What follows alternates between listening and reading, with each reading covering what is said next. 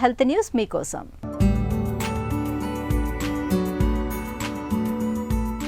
రోజులో అప్పుడప్పుడు తక్కువసేపు నడిచే వారితో పోలిస్తే ఆగకుండా 10 నిమిషాల కన్నా ఎక్కువసేపు నడిచేవారికి గుండె జబ్బు, అకాల మరణ ముప్పు గణనీయంగా తగ్గుతున్నట్లు తాజా పరిశోధనలో బయటపడింది. రోజుకు 10,000 అడుగులు నడవటం ఆరోగ్యానికి మంచిదని చాలా కాలంగా భావిస్తూ వస్తున్నారు. అందుకే చాలా అధ్యయనాలు రోజుకు వేసే అడుగుల సంఖ్య మీదే దృష్టి సారిస్తున్నాయి.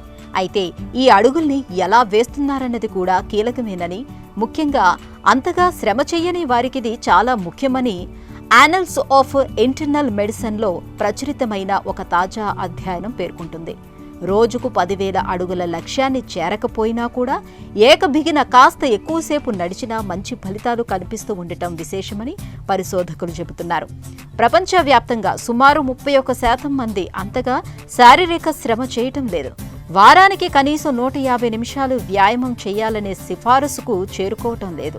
ఇలాంటి వారికి నిద్రలేమి, గుండె జబ్బులు, మరణం ముప్పులు ఎక్కువ. కనీసం నడిచినా కూడా వీటిని తప్పించుకోవచ్చు. నడక ఎవరికైనా మేలు చేస్తుంది. తాజా అధ్యయన ఫలితాలు దీన్ని మరోసారి గట్టిగా నొక్కి చెబుతున్నాయి.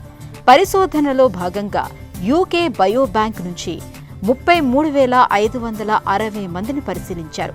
వీరి సగటు వయసు 62 ఏళ్లు. మణికట్టుకు యాక్సెలరోమీటర్ను చుట్టి సగటున 8 ఏళ్ల పాటు పరిశీలించారు.